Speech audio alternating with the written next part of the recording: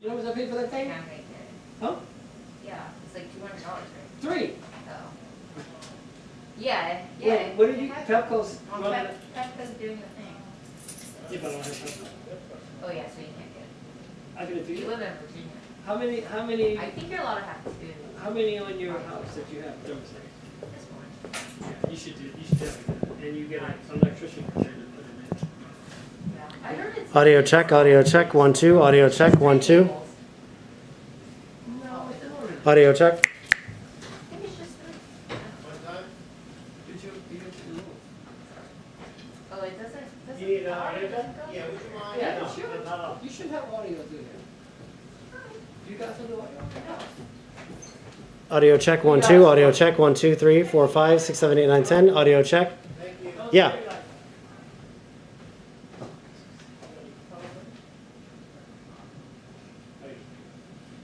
Yeah, no, it's We don't have audio here. it's more It's only up there. Yeah, but we So, need Bill, audio to What do you got? So cuss. So, The question and Of course, my phone, right? one challenge. who? My phone, right? Yeah. So, Another what's question. the, Why are you why do you here? preset the second pool So you get more chamber? chances. Is it just because it doesn't go to anything down in our rack, or what's I'm the? asking. I don't know. Cable? Well, we, No, yeah. Well, that's just a bit. Everybody does, no, everybody does. Well, that's what I thought, Everybody's here. but if, I'm the just saying. only reason I If you're didn't shooting search flush. or designate a second line or anything, I don't want to take. I mean, I can. No, no, no, no, no, I no, don't no, have no. more cable. I don't think. Extend it. No, everybody's right here. Everybody does what you. and I appreciate that, I didn't want to give away I guess, too much yeah. magic, Because you're on but top I of figured here, that so it you had want to to be read decent, more. based on what was being explained to me. Out. No, what you're saying makes sense. Right? But I don't know, I guess I would want to run a longer. Oh, you know what? These shapes. Got it. You know what I'm saying? We'll be okay, because what's gonna happen is, we're not gonna be able to go in the room and reset in the South Auditorium until they take them over. Right, so So they that's, should be that's fine, but I didn't know if, like, Jen needs to. 1 more hour. Oh my God, how many hours? Run downstairs real super quick. I don't know that I can, right now. But we don't have to stay with Well, that's my point, is they fail to be generally punctual. Yeah, there hasn't been a right headed now. And that normally gives what, like a 2 minute? 2 minute. Would I hear that Monday down the was pool? so much instruction. I hear it in the I will pool, show you my phone next time I see you. It's construction. because I don't want to get stuck down there for an hour and a half. It's $1 million unit. And see me crawling up the back hole. No cement. They put a solid brick outside. I'm gonna build my own house. Yeah. Because I've been watching these guys out here, it's all about the foundation. Once you get the foundation, it's set. A lot of building. Yeah, they put that.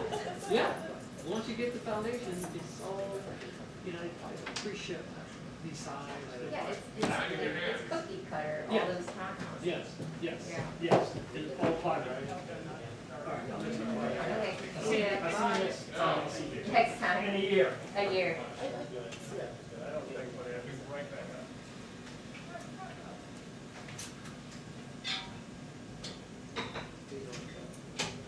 Yeah, one channel is podium, one is the reporter's seat. Channel 2, so as long as they all know the channel 1 is fine. All right, I appreciate that. Thank you. Bye-bye.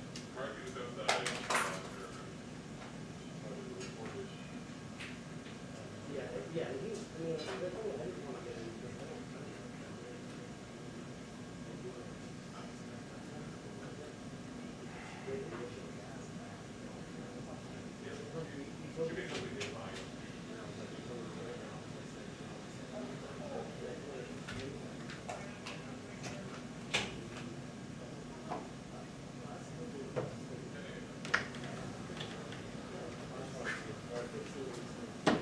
You good? Yes. Thank you. Well, I asked him, I'm like, can you let Jen know not to start, I'm down the hole. So, here's the sitch.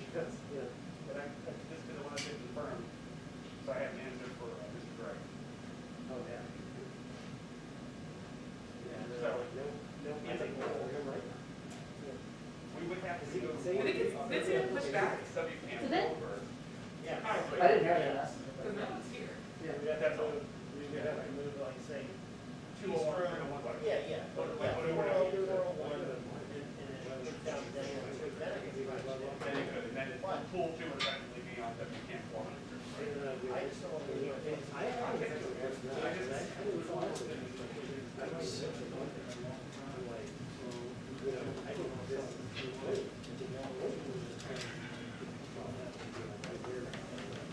Well, it's not if you want to, that's cool, that's the way.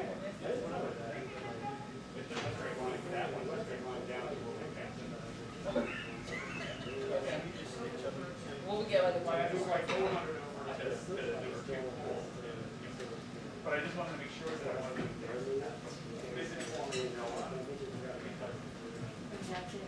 It seems like they're. Telephone, telegram, telenovela, and then this information's out there. actually, like, Technically, all we got to do is. which is, you know, that's one of the things where we sort of like, I mean, yeah, it's down, but like that, you know, eventually they, I don't like, you know, I don't like this, I'm responsible for getting it. On Twitter, I just wanted to make sure that I gave the correct answer. I told him, well, I think I would have to make another cat cool, but I said, I'm not sure. I don't think I would have made it right now. Yes.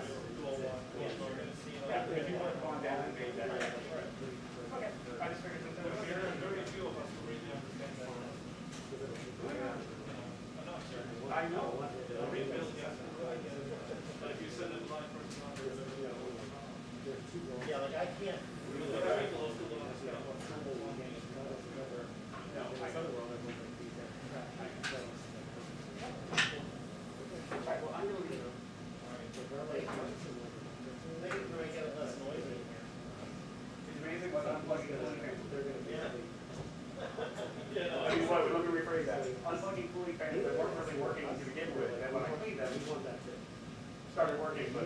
That's the jewel that does, you know, overheating, that was like working like insulation layer. Right.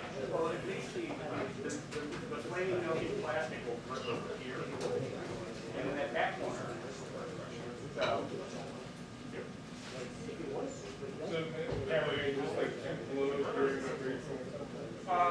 Well, here's the thing, like the cooling fan has been working on it to begin with, so I see no change. It wasn't until I took a can of air because I was resolving dust that had 13 years of dust around. Which when someone told me, I was And like, also, you're pranking the Canadian. no fans. That's not a thing. And when I blew that one clean, it went. Working with Justin's sake makes me think of it. Oh yeah, I have trust. So I swapped that camera out and then disconnected the fan on the other camera. But again, they weren't working to begin with until I blew the dust down. So again, I see no change.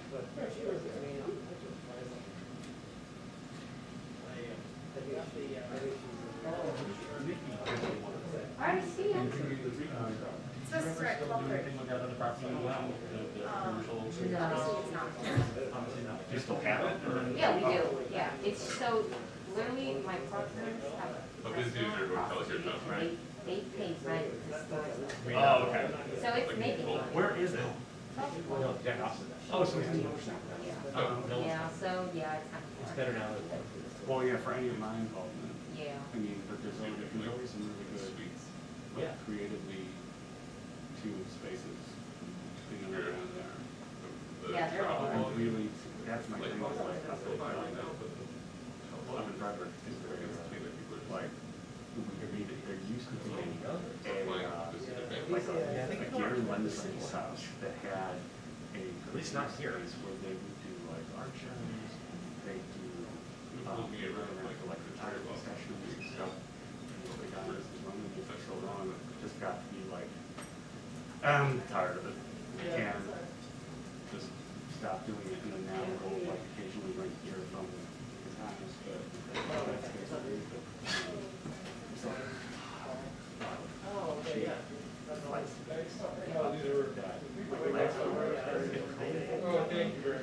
that was gonna be my,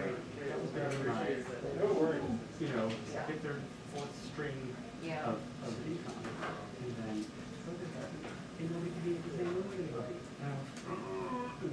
From the change, you know, so, And now it's, now it's probably for the space for cheaper. well, that's the thing, is is doing getting Getting that ready, part. because Right. everybody's coming back. Yeah.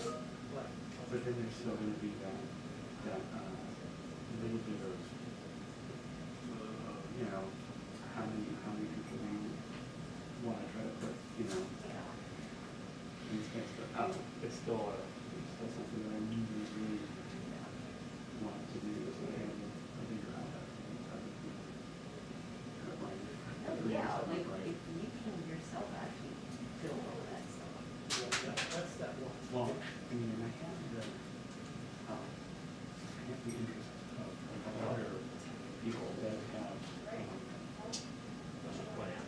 smaller production companies that I've done, that I've flown for and such, so. Like they would like have this. Oh, yeah, like they would be very interested in utilizing this space. And then again, for my own selfish interest, I want to shoot where I can shoot for the clients that I have and build on that, and then also do this YouTube space, or YouTube channel, and all of this stuff, you know, it's like.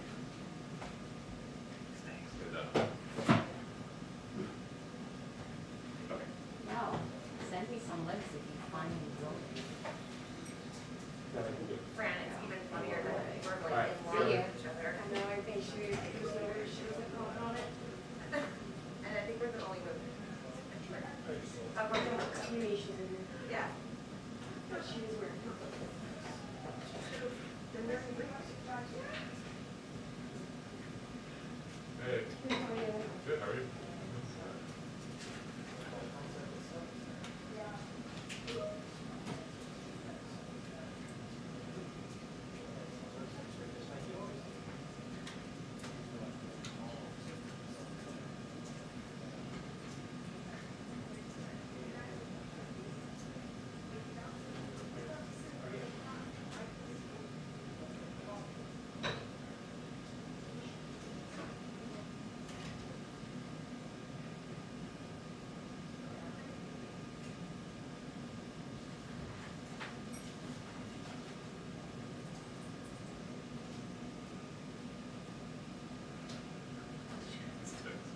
Thanks for responding.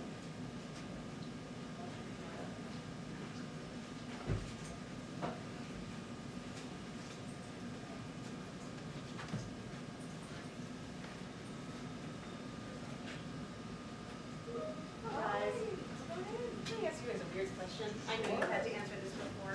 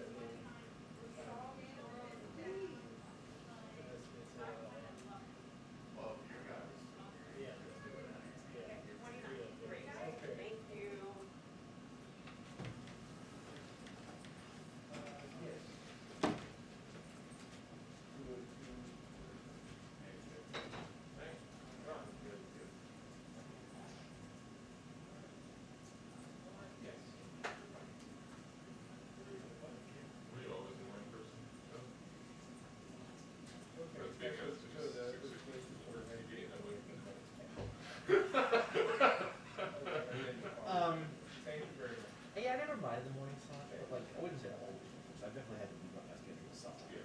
Right, I mean, I definitely, but that kind of started with kids. Yeah, of course. So like, it became less of an issue. Right. If you're on at 6, I guess it's fine. we can make it work in an hour. Because I have the gear set up mostly, I don't know too much. Right. But if I have to go maybe to a set, then it's very long. Then it's like, so, yeah, right. It's more like, Yeah. You are? You just slap your face over there. Really good. basically. You gonna be there? Shoes around. I don't think you're gonna do it. He's gonna be packed, but.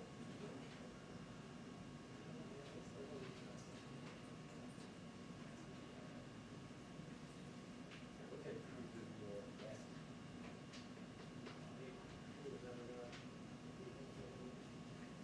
But I looked there one day, like right in my face.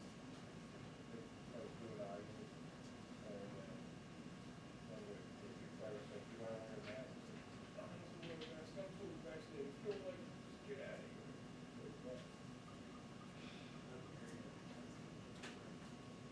Anybody.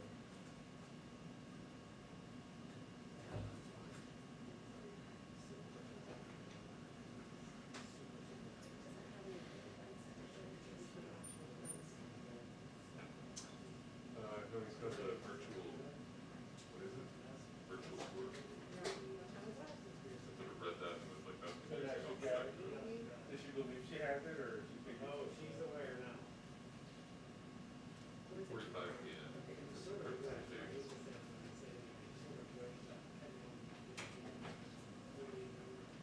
So are we going in after the tour? See, that's, it seems the I don't know. Are we going in, do we sit there for the tour, or do we?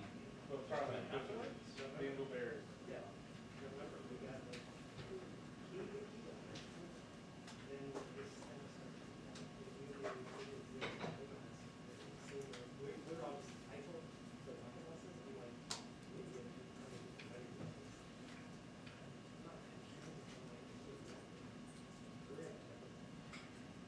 Sure enough, to get to the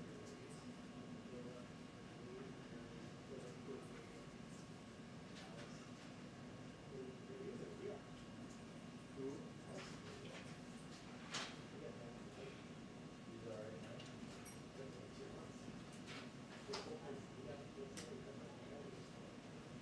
Then I'm doing a 7:15. No, I mean, sleeping in. For me, a humble, Sleeping in. non-child rearing adult. He's the only one. Yeah, Usually the phrase adult is the important. yeah, it's like it's very like, What is his office? He has an office. Yeah. Transition office? and like she's definitely, I was the only one there. everyone's here. They're just not. They haven't made a 2-minute warning yet, so there's no reason to We'll actually be here. hear it on the. Not yet, and he's trying to find out he has work stuff. He does. Well, he had a payslip. Oh, really? What?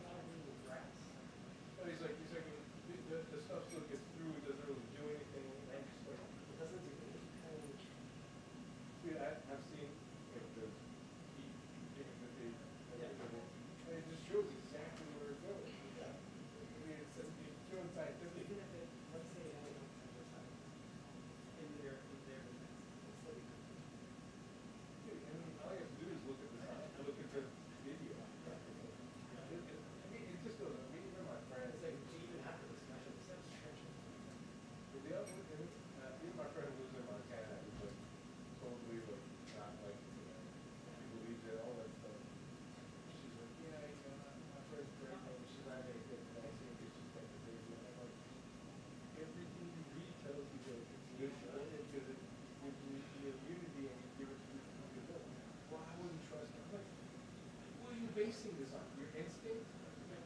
What are the basis that you're on? Like, why don't you read the article? Be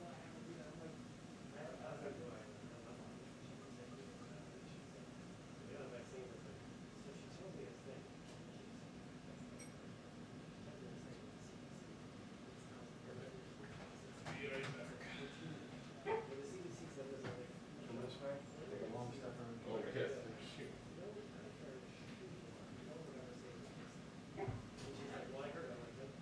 I heard it. I heard it on like 2 and on. Oh, she's. Well, anybody who's been today, I get it. It's like you're as conversation right now. Lost. Yeah. Unless they agree to be deprogrammed. There, I mean, the only person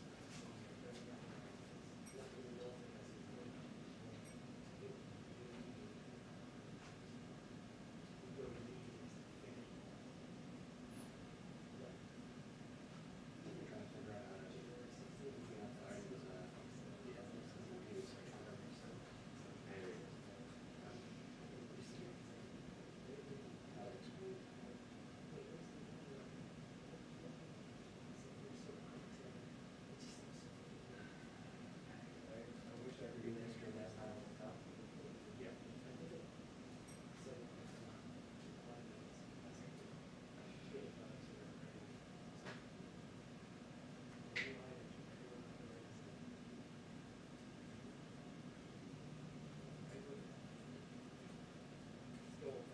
It's cool.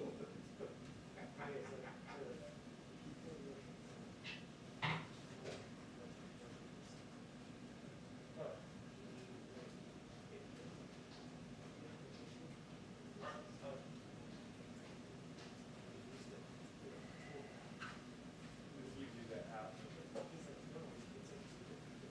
Good, you're good. I agree.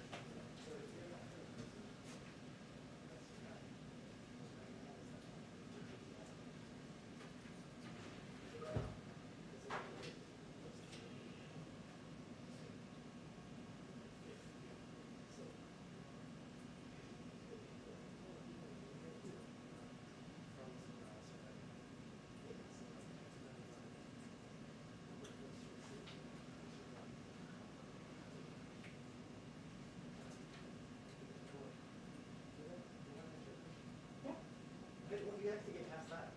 Yeah, because you grew up, you were so you know all about religion. Do we like finding songs? You know the Bible? Yes, I do. What's the dog ones? Yeah. One of those with the feedback. Yeah, they're regular. You'll get a couple pairs of those. Yeah, that made it right.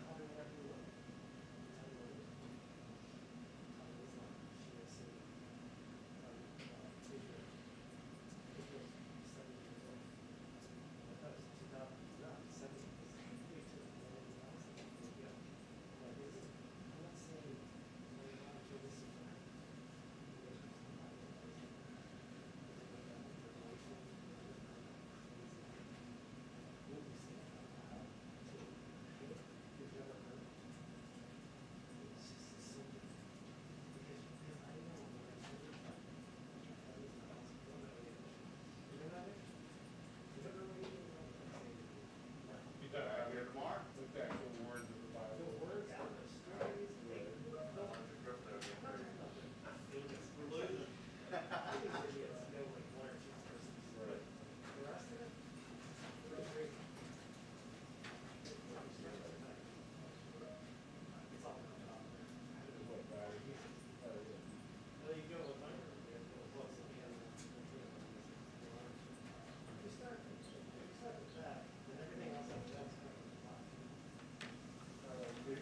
No, it's just me, don't worry about it.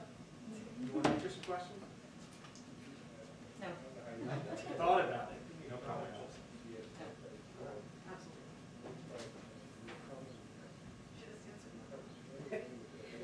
That's a good point.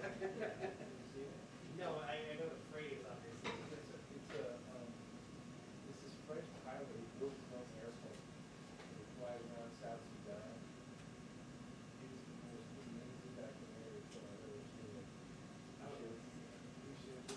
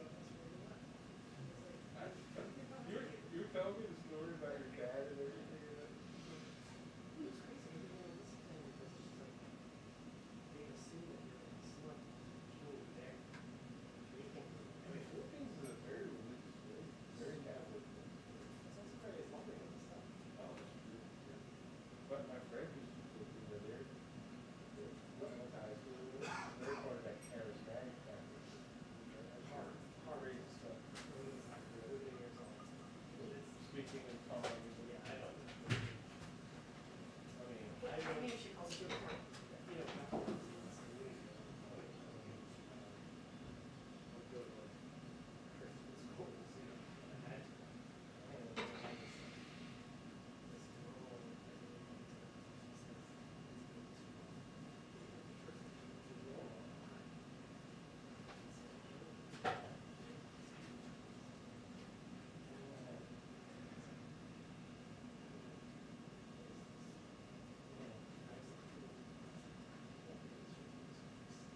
you went there and they were speaking in tongues. Were they handling snakes too?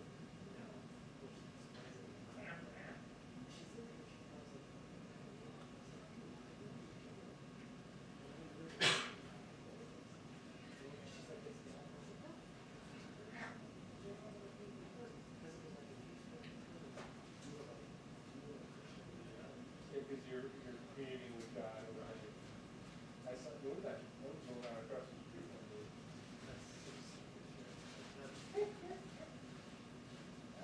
What they do on TV is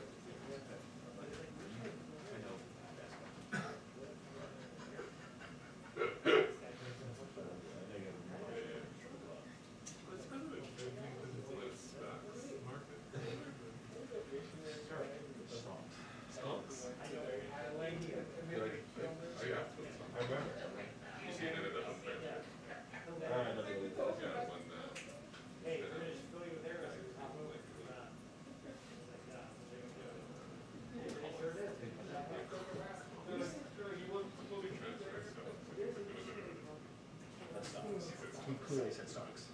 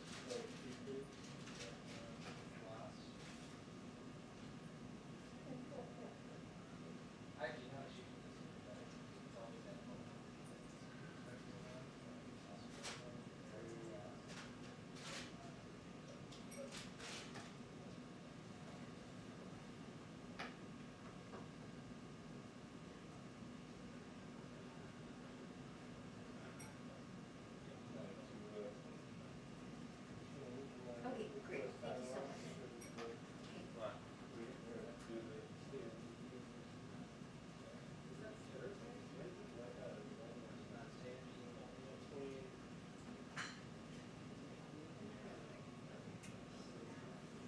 Two minutes until the press briefing, 2 minutes until press briefing, thank you.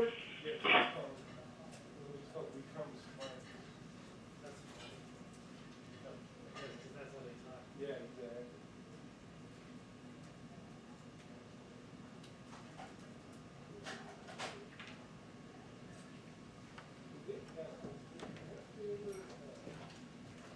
Figured out, what was wrong with it. I don't remember it was dark.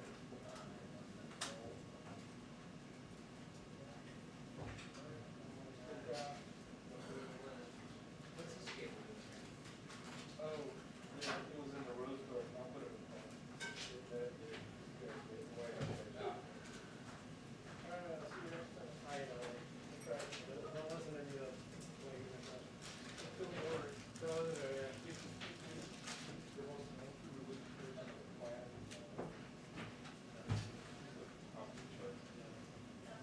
I'm not gonna say.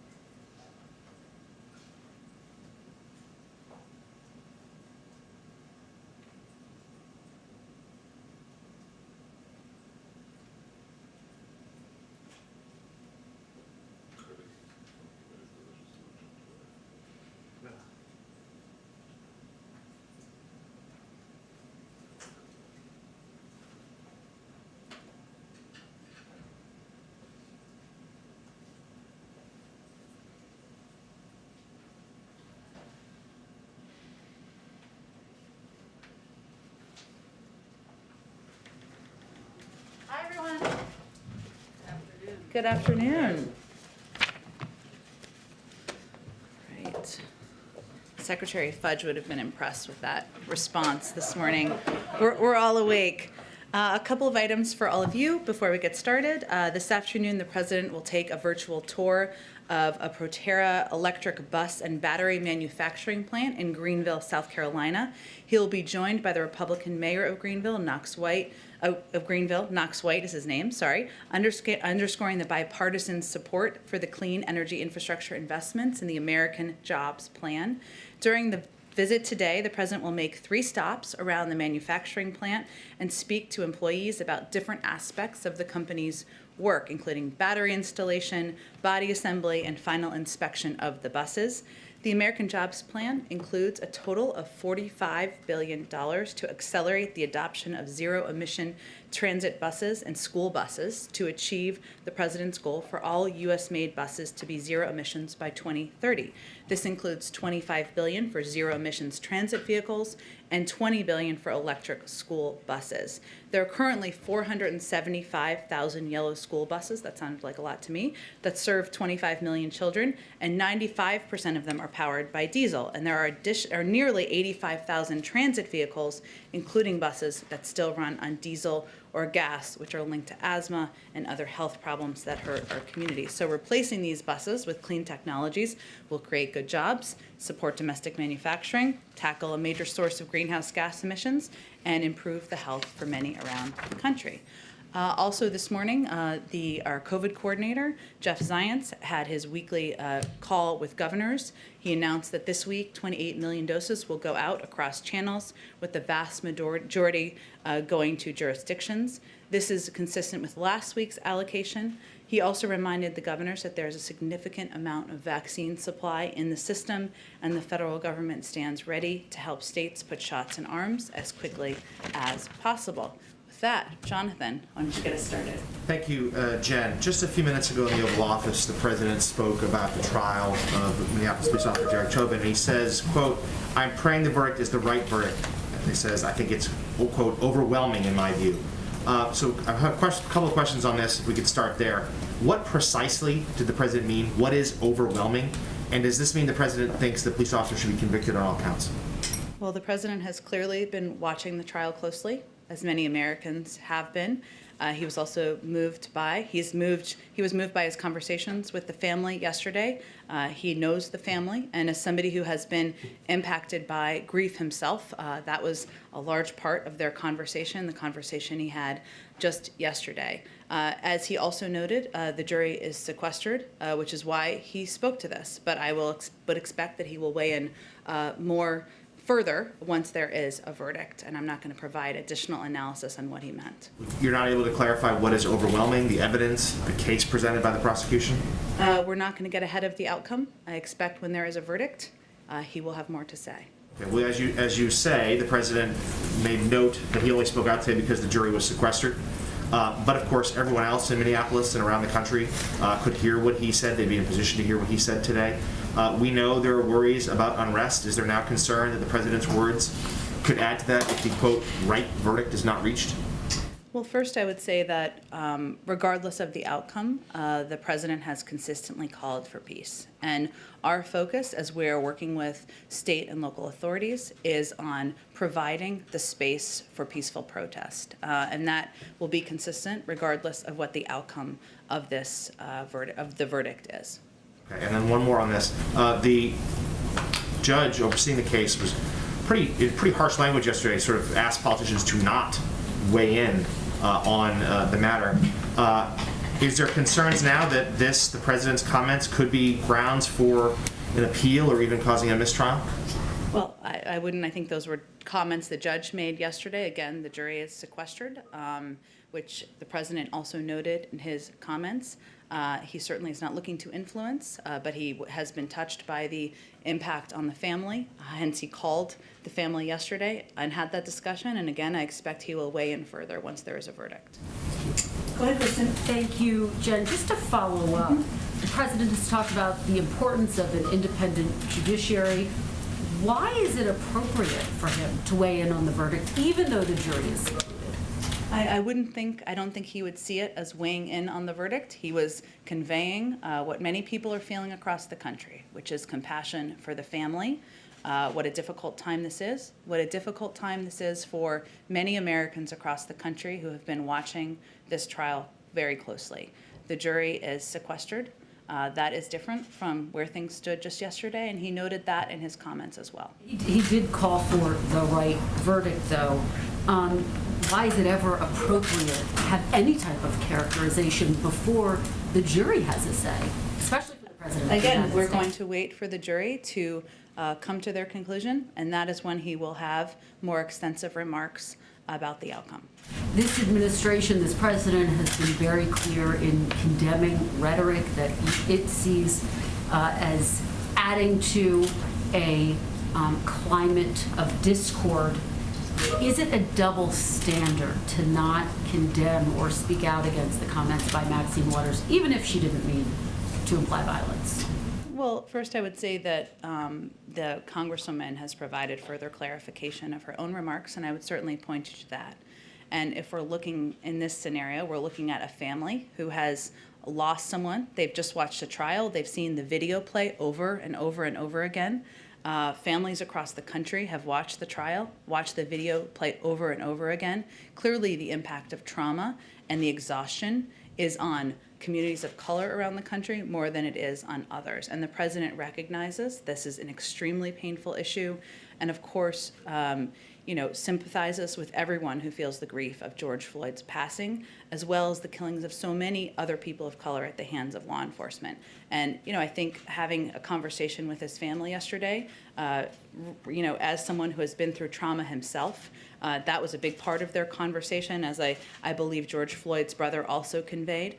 You feel it deeply in your heart, and I think that his comments were a reflection of that. And very quickly, I know there is a lot of focus on trying to get the George Floyd legislation passed through the Senate. It's passed through the House.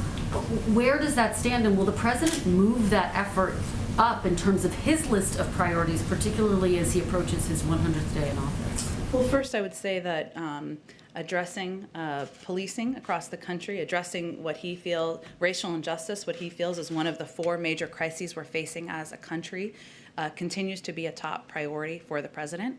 And certainly moving the George Floyd bill forward through the Senate, the president would be eager to have that happen and eager to sign that bill into law.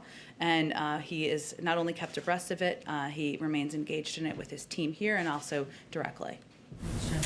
Go ahead, Josh. I'll come back to you, Kristen. Go ahead, Josh. May I ask for an update on the president's goal to reopen schools? Is his goal still by the end of this month to have majority of K-8 schools open at least one day a week? And if so, does he think he'll hit that goal? And to what extent is the administration worried by some of the more recent outbreaks we've seen among older age students tied to these new variants of the virus? Sure. Well, our goal remains to have the majority of schools open 5 days a week, and that is certainly something that is being led, that effort, by our Secretary of Education, and they've been providing regular updates. There's numbers that we look at on a month-to-month basis. We remain confident we can reach that goal. There also, because of the CDC steps that they put out publicly, it seems like months ago, maybe weeks ago is more accurate to say, we know that those measures are effective and they can help mitigate risk in schools, and our Department of Education and also, of course, is working very closely with schools on implementing those and ensuring kids can be safe, but we remain confident about our path to reaching that goal. You're pleased with the progress so far. To what extent are you concerned that rolling closures are going to drag into the fall? This is a core promise of the president to get schools open where he can. Absolutely, and it remains a core promise. It remains something that his Secretary of Education is leading the effort on. I think the last data we've seen was from February, I believe, because of the reporting requirements, which showed that there was an increased number of schools that were open and also an increased number of schools that were open 5 days a week. And so we feel we're on the right track.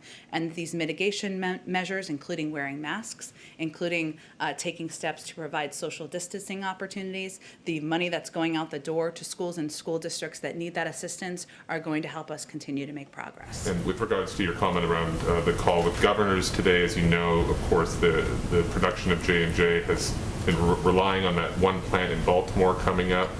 The J&J is now no longer citing its goal of delivering 100 million doses by the end of June. They're saying they'll deliver 100 million, but they're not saying when. How does this impact the president's goal? Of course, it was the availability of those shots that led him to say that every American there'd be enough shots for every American by the end of May. What is his current goal? And do you think that that plant will be online soon, given the FDA is involved in it? Well, of course, that's going to, with the second part of your question, of course, it's going to require FDA approval. As you know, there's a meeting on Friday to determine what's next as it relates to J&J, and hopefully we'll learn more then. We'll see. But our goal, we remain confident in our ability to meet the needs that we feel will be out there in the public by the end of May. And we will have enough vaccine for every American by the end of July without J&J. That is based on the supply that we've ordered from Moderna and Pfizer. And Pfizer, as I know you've probably seen, has also announced that they are going to work on expediting their own manufacturing and delivery of their vaccine. So we are confident we'll be able to meet the demand in the public. Now every American over 16 is eligible to receive the vaccine, and our focus is on continuing to encourage people to get shots in their arms. Sorry, one other quick one. There was a report yesterday in the Journal that the administration is considering reducing the amount of nicotine that can be in cigarettes, and also restricting or banning menthol cigarettes altogether. Is that something you can update us on about whether the administration favors either of these positions? I have seen the report, of course. I don't have any policy proposals to preview today. We will review a range of policy options in line with the President's public health goals. But to reiterate, there are no policy proposals or decisions to review today. Go ahead. Thank you, Jen. One more question about the comments from Sure. Congresswoman Waters. The House Minority Leader Kevin McCarthy is accusing her of inciting violence, and then you had the judge yesterday calling her words abhorrent and saying that she was being disrespectful of the rule of law. I just want to be very clear here. Does the White House condone the Congresswoman's comments? Well, first I would say again that the Congresswoman clarified her own comments. And what I can do is speak for the President's view, which is that it's important to provide a space and an opportunity for peaceful protest, but protesting should be peaceful. That's something he has consistently advocated for, and he will, regardless of the outcome of the trial. She was calling on some protesters to perhaps get more confrontation. And she's had additional comments since then, right? Yes. Okay. She has. Which But- provide so- additional but I guess- clarification. But I guess my question is, does the White House believe that those kinds of comments are helpful in the middle of this trial that everybody knows could lead to more violence and unrest? Well, again, I can speak to what the President's point of view is, which is that it's important to provide an opportunity for peaceful protest. That's what he's continued to advocate for, what he's consistently advocated for. But I would also say that when somebody provides a clarification for their comments, that's an important context to include in anybody's reporting. I'd also like to ask a question about, since this is 420, as Senator Chuck Schumer said from the Senate floor, he called it the unofficial American marijuana holiday. And he said that he now supports legalizing marijuana on a national level. Is this something that President Biden would support? Well, the President supports leaving decisions regarding legalization for recreational use up to the states, rescheduling cannabis as a Schedule II drug so researchers can study its positive and negative impacts. And at the federal level, he supports decriminalizing marijuana use and automatically expunging any prior criminal records. He also supports legalizing medicinal marijuana. So that's his point of view on the issue. So if the House and Senate pass a bill legalizing marijuana at a federal level, would the President sign it?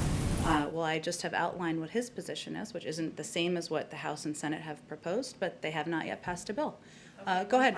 Okay, go ahead. Sorry, one final question, if I could. Some people in prison on marijuana charges are asking President Biden to keep his campaign promise and release them. Where is President Biden on keeping that campaign promise? Well, I think when I'm talking about rescheduling cannabis as a Schedule II drug, so that is also going to have an impact on the criminal justice system as well. Go ahead. Thanks, Jen. It's clear that dividing lines on the traditional infrastructure portions of the president's job and infrastructure package are the pay-fors. You know, the president says he's willing to open to compromise. Republicans seem willing to support new and higher user fees for Americans who use roads, bridges, and airports. But the president has insisted that such fees violate his campaign pledge not to raise taxes on Americans earning less than $400,000. Is the president's idea of compromise just adjusting the corporate tax rate, or is he willing to budge on these user fees?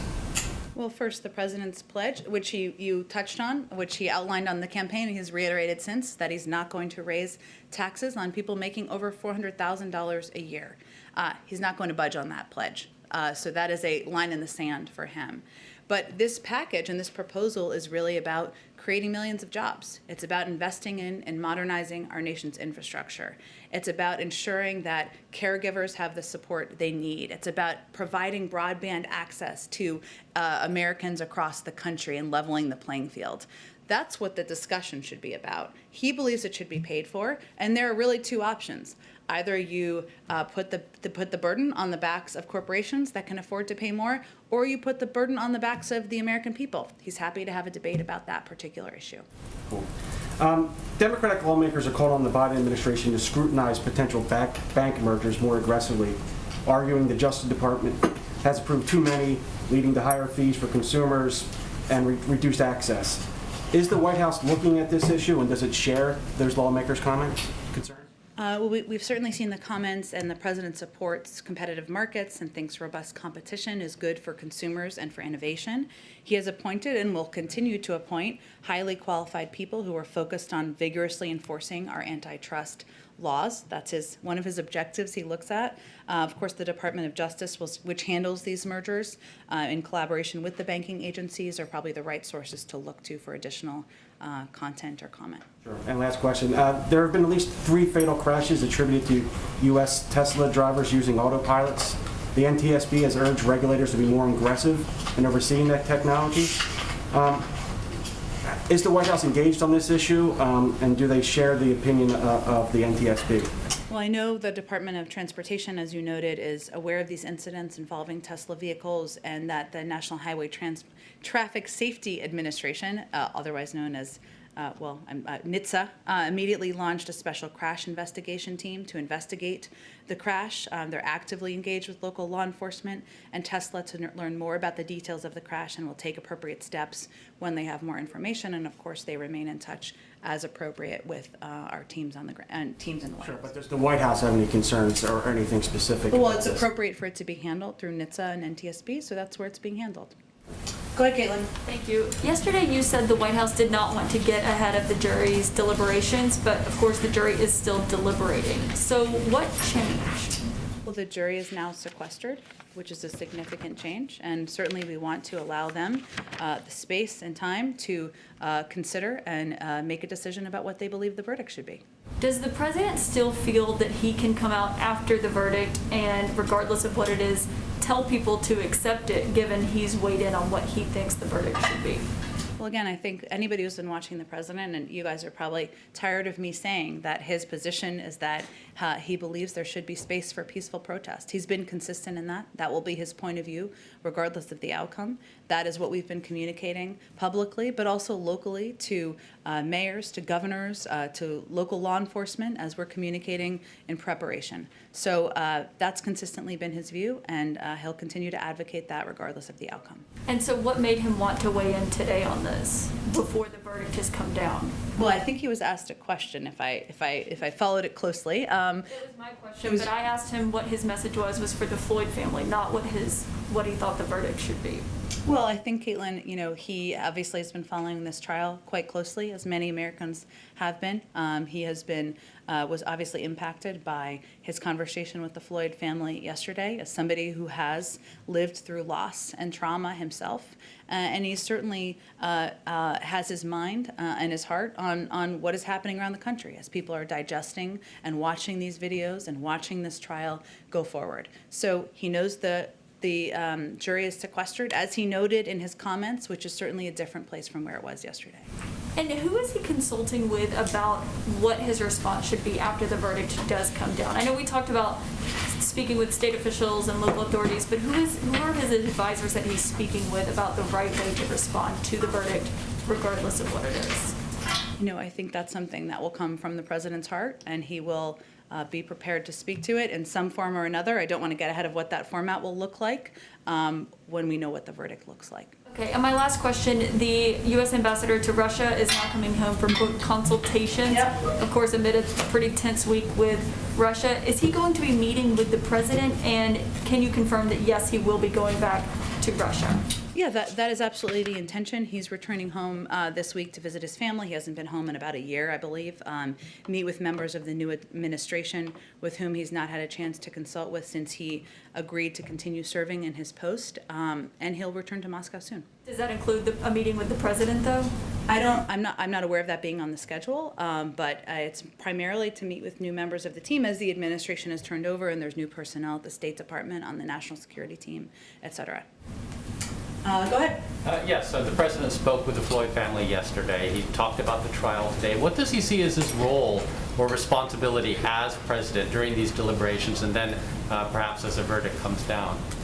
Well, I think the president, as I've noted a little bit in response to some earlier questions, is certainly was touched by and impacted by his conversation with the Floyd family yesterday. He met with them last year. It's a family he feels he knows a little bit, and he's somebody who has been through trauma and loss himself. And so if you put all the politics aside and everything else, that's something that is an immediate, unfortunate bond between people who have lost family members. He also understands this is an extremely painful moment for many people in this country who are exhausted, who are tired of seeing one person after another lose their life at the hands of law enforcement. He's aware of that and the need for reform. So I would say, I'm not going to get ahead of what the outcome is or what the verdict is, and I would expect you'll hear some comment from the president. I don't know what format that will look like. We'll have to see what the verdict is once it is concluded. The jury has made their decision, and that is concluded. And we'll see what his role is moving forward. He'll continue to call for calm. Okay, and what is the White House's goals for the climate summit later this week? Sure. And were they pleased to hear that Vladimir Putin would be speaking at it? Well, we invited him to attend, as we did 39 other global leaders. So I would say first we're going to have a briefing call later this evening to give you all a better rundown of the schedule, the speaking, and what is planned for speaking at the summit. So I know there's been kind of a mix of reporting out there, but we'll give you more of a full rundown later this evening. But the president's goal is really to convene the world's major economies and other key voices to galvanize efforts to keep the vital goal of limiting warming to 1.5 degrees Celsius within reach. And we know we have had some backstep on that, which the United States has been certainly a part of over the last couple of years. We have a role to play. He'll certainly talk more about that, but during the summit, leaders will discuss mobilizing public and private sector financing to drive the net zero transition and to help vulnerable countries cope with climate impacts. Obviously, world's larger economies, as you all know, have a sometimes greater responsibility for themselves, but also for economies that are not as economically advanced in helping address these issues. And he'll also it's an opportunity to also talk about the economic benefits of climate action with a strong emphasis on job creation and the importance of ensuring all communities and workers benefit from this transition. So he'll be talking about that, but it's really an opportunity and a forum to talk about how as a global community we can all come together to address what he sees as one of the 4 crises of his presidency. Was Putin's involvement important given the tensions between the two nations right now? Well, I think it's important for any large economy and developed nation to participate in a climate summit because the world's largest emitters are also, for the most part, aligned with the world's largest economies or the most populated countries. And so hence those are the people who are invited, and it just sends a message about the recognition that addressing the climate crisis is something that even when you have disagreements about other areas, we can agree on that. We know if Xi Jinping will participate as well? I believe that almost every leader who was invited is attending, but they'll give you more of a rundown of that later this evening and a more detailed rundown of the speaking program as well. Sure. Go ahead, Francesca. Thanks, Jen. You just suggested that the format that the president's remarks would take after the Chauvin trial could depend on the outcome of the trial. The president hasn't delivered a speech yet, though, on race relations or policing. So why not, and why wouldn't immediately after this trial, regardless of what the outcome is, be the time for him to do that?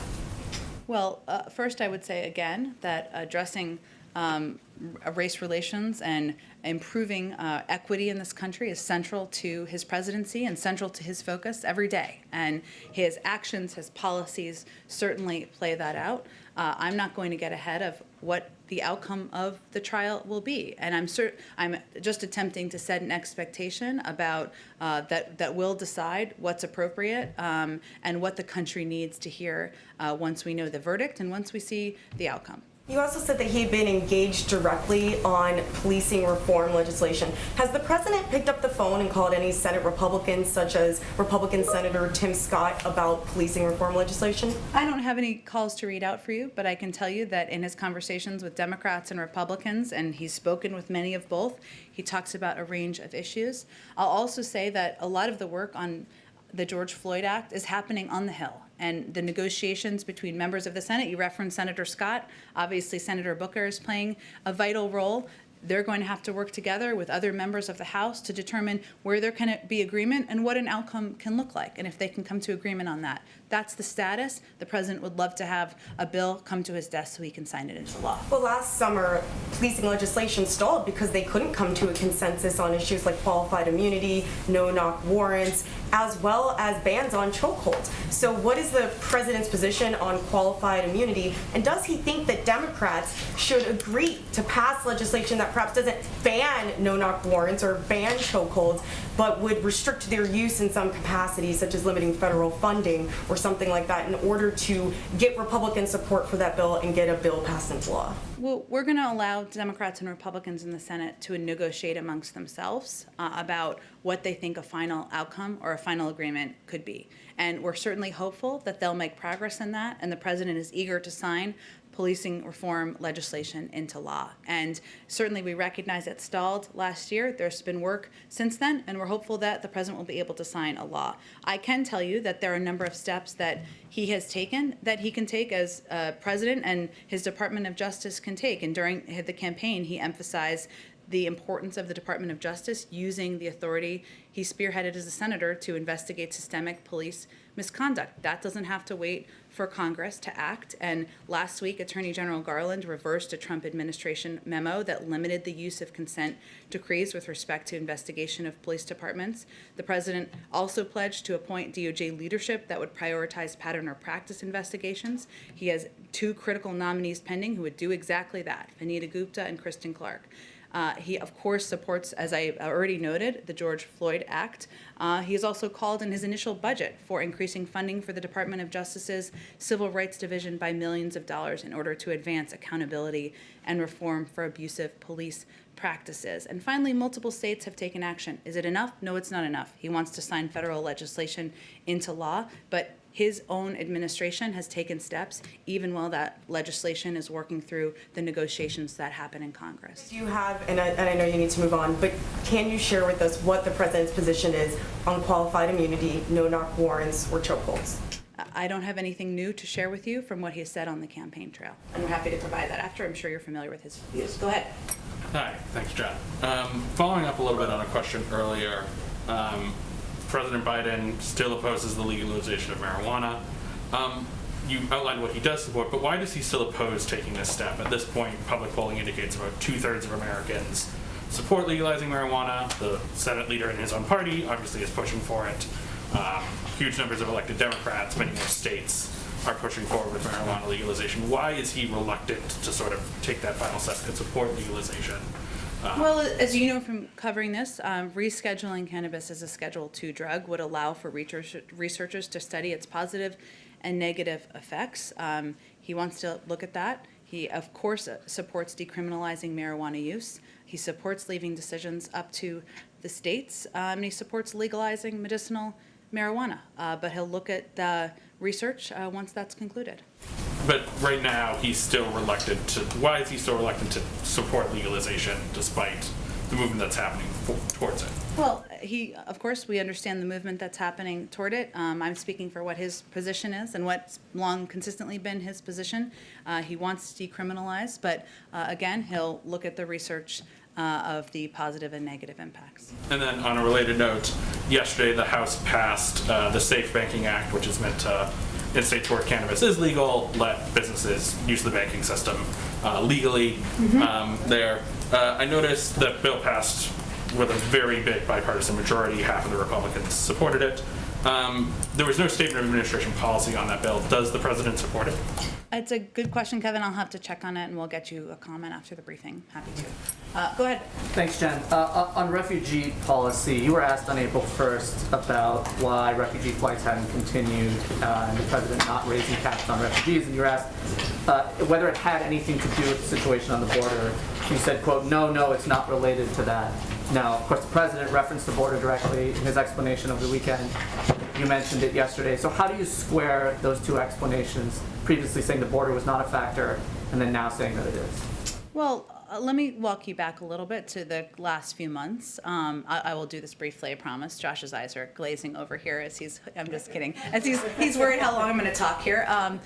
I'll first say during the transition, Sean, we took a look at what had happened over the last few years and how we could set a more aspirational, larger goal so we could welcome more refugees into the country. And we set a big aspirational goal, which we remain committed to, which is welcoming in 125,000 refugees by the end of the fiscal year next year. And the president announced that, and he announced that we want a down payment on that, I should say, 62.5 thousand by the end of this fiscal year. Now, a couple things have happened in the last several weeks, and some of that was happening deep in the policy wells, and sometimes it takes some time for that to be communicated more broadly within the administration, including the fact that the impact on ORR, the Office of Refugee Resettlement, of having, of course, welcoming in, delivering on a decision the president made to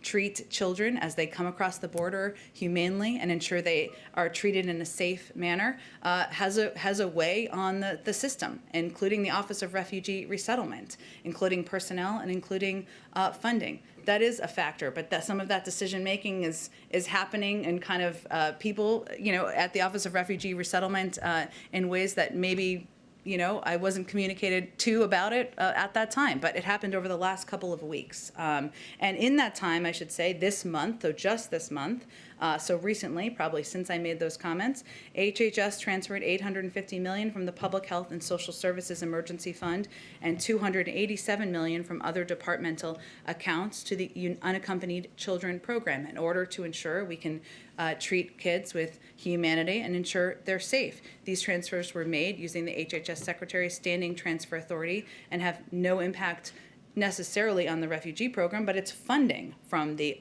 same office. And the president's responsibility is to look across government, look across resources, and his team and see where there is a capacity and where resource assessments need to be made. So are you saying that the border has emerged as a factor in the last 20 days? I mean, even before April 1st, we're already seeing an increase in the number of migrants arriving at the border and the strains it was presenting to the system. Are you saying the border was not a factor back then at all in thinking about refugee policy? Well, let me bring you behind the curtains of how policymaking works. You assess over time, and you look over time at your systems, your resources, your processes, what changes need to be made within government to address issues as they're arising. And certainly we've seen, of course, there's been a number of unaccompanied children and need to reopen shelters or open shelters across the country. Taking care of children and doing it in a humane way costs money, and that's something that has certainly had an impact. But a big part of, as we've looked at and assessed challenges here, the primary obstacle to reaching the goal has been the decimation of the refugee admission program under the prior administration. And as you know, there is part when refugees arrive and they are resettled and provided benefits by ORR. There is also the vetting process that takes place, and through our State Department, this was all decimated under the last administration. And we had to make an assessment of that as well. That happens over a progressive period of time. There's not a magic day when you wake up and an alarm bell goes off. You have to assess over time what the needs are and make changes as needed. And real quick, why did you guys identify May 15th as sort of the horizon for when you would announce a new cap on I expect fiscal it will year? actually be sooner than that, and we were always going to be assessing what our resources, our capacity would allow for, and but I expect it will be before May 15th. It's approximately a month from last Friday. May I just take a prerogative with my always unglazed over eyes and just follow up on this issue? Sure, it's an go ahead. important issue, but why not just raise the cap to your promise? The cap is just that. It's a cap. It's not a guarantee. You're not requiring that number of people to come in through the program. Why keep the cap lower, back off this promise? Progressives, of course, were skeptical of this president early on and through the primary. They're saying that this is a broken promise, arguably his first big one of his administration. Well, first, we're actually going to set a cap, a large cap soon, and I expect it's going to be before May 15th. But, I think we wanted to, you're right, in the sense that the cap is just a number. Oftentimes throughout history, you don't reach the cap. The cap is just a number. We could set the cap at 100,000 or 1 million. It doesn't really. We're trying to send a message to the world that we want to welcome in refugees, and that's who we are as an administration. Hence, we wanted to provide greater clarity for what our overall objectives were, even if they weren't digested initially on Friday. I would say that, one, we'll set that cap. Two, we wanted to assess, given the impacts of the decimation of the refugee admissions program, the need to move some resources around, what was possible. But we do want to set a large cap. We do want to send a message to the world that we remain committed to our objective. We've always been committed to the objective, and the goal of 125,000 by next fiscal year is really a question of how close we could get and what kind of down payment we could do this year.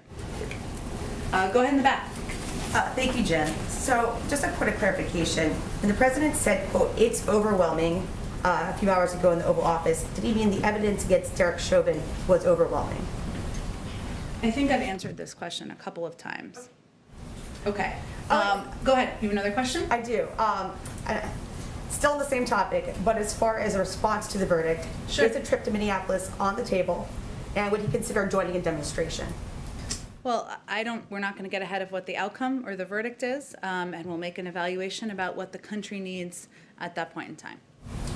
Go ahead in the back. Hi, so I know you just in some ways answered the question about why, but I'm confused about why you won't clarify what the president said about praying that the verdict is right and it being overwhelming. The president obviously volunteered this information. No one asked him for his opinion about the verdict. Why not say, this is what the president meant? Well, Yamiche, I think, our objective is to the president was obviously clearly impacted by his conversation with the Floyd family just yesterday. He obviously has spoken to the video, the trial, the events of last year when they happened at the time, and he is impacted by the exhaustion and the trauma that he's seen across the country over the last several weeks. I think it was a reflection of that, but again, we're not trying to provide greater information about predictions of a verdict. We want to leave that to the jury to make that determination. They're sequestered, so they obviously can't hear or listen to anything being said, but I'm not going to have more clarification for you. Put simply, is it wrong for Americans to see this as the president saying he hopes the officer's going to be found guilty and the evidence is overwhelming? When people see that quote, is it wrong for them to make that assumption that that's what the president's saying? I think what people should conclude is that the president, like many Americans, has been deeply impacted by the trial. He was deeply impacted by his conversation with the Floyd family yesterday, that he understands that people are exhausted, that they are tired, that this type of violence and trauma we've seen around the country and continue to see over the past couple of weeks. And hopefully that's what they take away from his comments. Apart from what the verdict might be, I wonder if you could speak a little bit to Americans who feel on edge, especially African Americans who've seen so many verdicts, so many trials happen, no matter whatever the outcome is. I wonder if the White House has a message for people just feeling anxious about what comes after this verdict. Well, first I would say that, the president sees their pain and understands and tries to understand the trauma that people have been through across the country. And he's watching the trial closely. And I think he would want people to know that he is working hard at making change possible. And I walked through some of the steps that has been taken by his Department of Justice. He would love to sign the George Floyd bill into law. and that he also is here as a human being, and he sees their pain, he recognizes their loss and their trauma, and he wants to put reforms in place to help address it moving forward. And Speaker Nancy Pelosi came to the defense of Representative Waters. Representative Waters, as you said, clarified, she said, my actual words don't matter. I wonder why the White House isn't also coming to the defense of Representative Waters, given the fact that she's now facing an onslaught of attacks, especially by, I would say, Republicans. I wonder why the White House isn't saying, we back what she said about being confrontational. She was obviously not threatening violence. There are civil rights leaders that are saying that's what civil rights is to be confrontational, to be active. Well, she also clarified her own remarks, Yamiche, and I think that's the most powerful piece to point to. And one last question, if I could. The Arizona governor, he lifted the mask mandate on all public schools in that state. I wonder what the White House makes of that the president supported. Does he want to see other states do that? Or maybe does he not like the idea that that happened? Well, we certainly recommend any state and governor follow public health guidelines, and masking and social distancing, but masking specifically, since you asked about it, is one of the clear steps that can be an effective mitigation measure according to the CDC, even as we've seen variants and even as we've seen upticks in some parts of the country. So certainly it wouldn't be a step that we would support. Go ahead. On the climate summit, will there be any kind of joint statement at the end of the summit? Also, will there be any bilateral meetings during the summit? There won't be any bilateral meetings planned for the summit, but in terms of a joint statement at the end, I don't have a prediction of that. I expect you'll all learn more on the call later this evening. Go ahead. Also, during the meeting between President Biden and Prime Minister Suga last Friday, did they talk about the Fukushima wastewater issue? What's the president's view on this issue? I believe we are having our team stay in touch and look at it. I don't think that the steps are happening for a few years, if I'm getting this correct, or a few months. But I would have to check with our national security team and see if it was a point of discussion. Go ahead, Scott. Thank you. So another question about today's unofficial holiday, which I think some of our colleagues are potentially celebrating. So as you might remember, one of President Trump's final actions in office was to grant clemency to a dozen people in federal prison who were being held on marijuana charges. But there still remain a lot more in federal prison on marijuana charges, including Luke Scarmazzo, who was sentenced to 22 years in prison for operating a legal medical marijuana business in California. Given, as you've noted in the briefing, the president's support for decriminalization, support for expunging exactly these types of offenses, are there any plans to revisit some of those bids for clemency, maybe in honor of the holiday? Well, I would just take it as an opportunity to reiterate that the president supports legalizing medicinal marijuana. It sounds like it's applicable in this, or would have been applicable in this case. And of course, decriminalizing marijuana use and automatically expunging any prior criminal records. In terms of individual cases, I can't get ahead of those, obviously. I'd have to, I don't expect we would, just to expectation set. I'm happy to see if there's anything more from our counsel's office we could share. Thank you, Jen. Thank you, everyone. Thank you.